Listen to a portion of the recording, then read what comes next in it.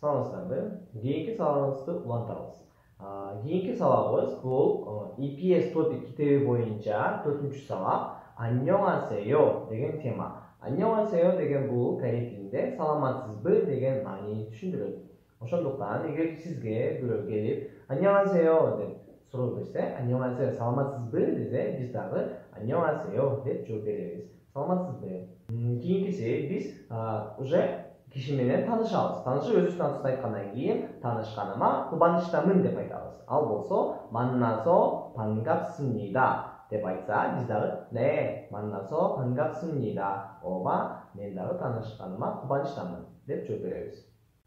Таанышып бүтүп, сүйлөшүп бүткөндөн кийин биз коштошобуз. Коштошкондо кантип коштошобуз? Эгер калган киши болсо, киши мындай ситуация болот да. Киши калат, бир киши кетет. Эгер ошо калган киши болсо, кетип жаткан кишиге 안녕히 가세요 деп айтат. 안녕히 가세요 деген бул саламатта барыңыз. кетип жаткан киши болсо айтат 안녕히 계세요.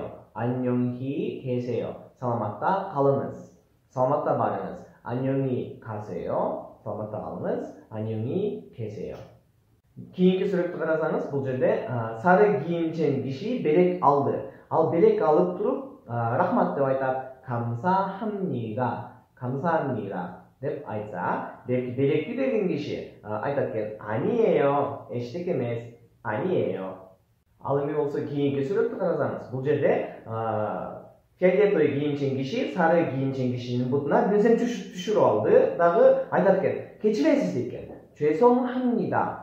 죄송합니다 десе, тиги жаракат алган киши болсо 괜찮아요. 괜찮아요 дейт экен. эчтеке эмес, эчтеке эмес, 괜찮아요. Ушул менен бүгүнкү биздин 4-сабагыбыз аякталып жатат. Акырында айтып кетким келет. Эгер корей тилин сиздер окуңуздар келсе, же болбосо корей тили боюнча EPS топик деген программага даярданып, EPS топикке экзамен тапшырып, Кореяга жумушка баргыңыздар келсе, биздин офиске келип, корей тилин окуп, жакшылап даярданып, апрель айында экзамен тапшырып, жакшы баллдарды алсаңыздар болот. Ошондуктан биздин офиске келсеңиздер болот. Бул жерде турган адрес боюнча келип, кайрылып, эгер сурооңуздар болсо, ушул номерлерге дагы чалып келсеңиздер болот.